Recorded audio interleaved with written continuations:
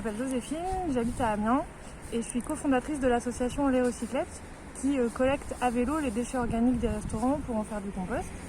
Et donc en vélo et avec des remorques. Donc on peut tirer un peu de poids avec notre matériel. Et c'est vrai que parfois on peste un peu contre la cyclabilité à Amiens, notamment parce qu'il y a beaucoup de pistes cyclables qui sont vraiment pas très larges ou pas pensées sur la durée avec une continuité cyclable. Et du coup ça pose des problèmes pour notre sécurité quasiment tous les jours. En fait, c'est des petits tronçons de pistes cyclables qui sont tantôt sur le trottoir, tantôt sur la route, tantôt qui disparaissent, tantôt qui commencent sur la route, finissent sur le trottoir. Il y a un abri de bus en plein milieu, ou des bornes électriques, ou des poubelles, des bornes d'apport pour le verre, le carton, etc. Et en fait, du coup, on doit slalomer, mais ça, quand on a une remorque, en fait, on ne peut pas slalomer. Quand on a un vélo, à la limite, mais c'est pas recommandé, et en fait, on met les piétons en danger, on se met nous-mêmes en danger. Manque de sécurité et de continuité dans les aménagements cyclables, les recyclettes connaissent bien le problème. Ce mardi matin, là, je suis Joséphine lors d'une collecte de déchets pour alimenter le compost. Associée aux réflexions sur l'aménagement cyclable de la ville, ils souhaitent aller plus loin et partager avec d'autres professionnels à vélo la réalité de leur quotidien. On n'est pas les seuls à avoir ces plats, en fait, on est plusieurs. Et en fait, la problématique du Amiens en vélo, c'est pas tout à fait pareil que travailler à Amiens en vélo avec des remorques, avec des biporteurs, des triporteurs. Et lancé dans la rue des Trois Cailloux, bien que paisible aux alentours de 9h30 en pleine semaine, on se demande très vite pourquoi Joséphine choisit ce trajet plutôt prioritaire aux piétons. En fait, les piétons ne posent pas problème, il n'y a aucun souci, on cohabite. C'est vrai que nous, on évite de prendre la rue des Trois Cailloux justement parce que c'est un espace 100% piéton. Le matin, ça va parce qu'il y a assez peu de monde et en roulant doucement, on arrive à rester en sécurité pour nous et pour les piétons. Mais c'est vrai que si la rue des Jacobins avait un contresens cyclable, par exemple, je ne prendrais pas la rue des Trois Cailloux.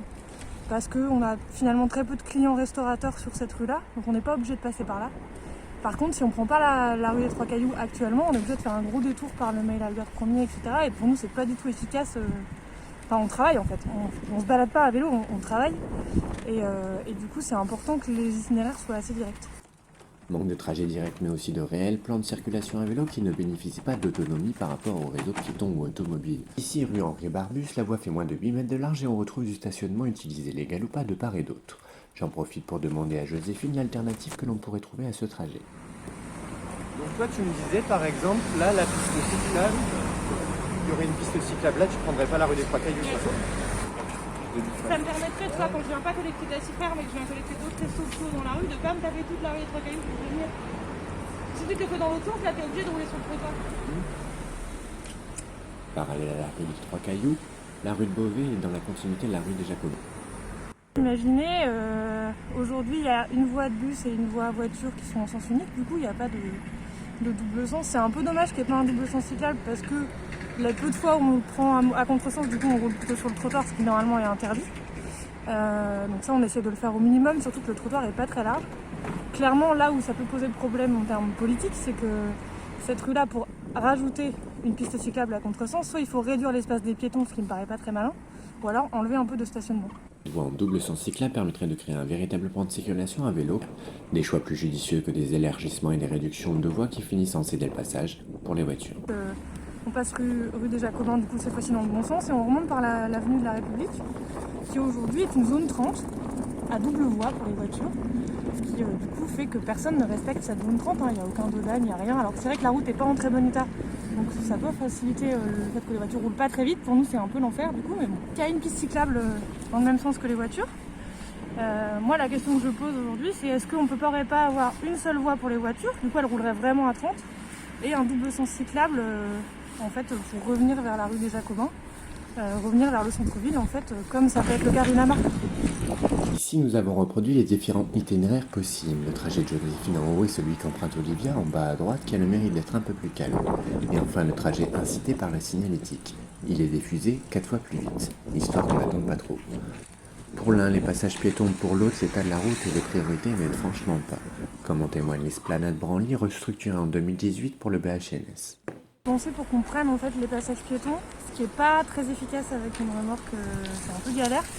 Parce que du coup il y a des écarts de trottoir, il y a des plots, des aménagements qui sont des obstacles pour les voitures, ce qui fait sens mais qui font aussi obstacle pour nous. Et donc c'est vrai que sur le mail Albert Ier, soit je roule sur la voie de bus, quand il y a un bus je me range, etc. Soit, sachant que la plupart du temps je roule plus vite qu'eux donc je les gêne pas, soit je roule sur la route. Et donc là, notamment quand je dois tourner à droite et à gauche et prendre les voies pour tourner, être sur la piste cyclable, en fait c'est presque dangereux pour moi parce que les voitures s'attendent pas à me voir débouler sur la route à ce moment-là. Pour moi, quand je suis sur la route, elles me voient dès le début. On essaye d'être le plus visible possible, de porter un gilet jaune, etc. Donc c'est ce qu'on fait aujourd'hui. C'est pas très satisfaisant, on s'est déjà fait peur. Après, c'est dommage que sur ce boulevard-là, mais je pense que ça, j'apprends ça à personne, qu'il y a eu tant de travaux de fait et que la seule voie cyclable, ce soit une voie partagée piéton-vélo. Les vélos et les piétons, ils n'ont rien à faire ensemble sur la même voie. C'est comme si on mettait des piétons sur la route, en fait. Un manque d'autonomie dans la conception du réseau cyclable, toujours dépendant d'un autre, concession qui parfois force à des conduites très aléatoires.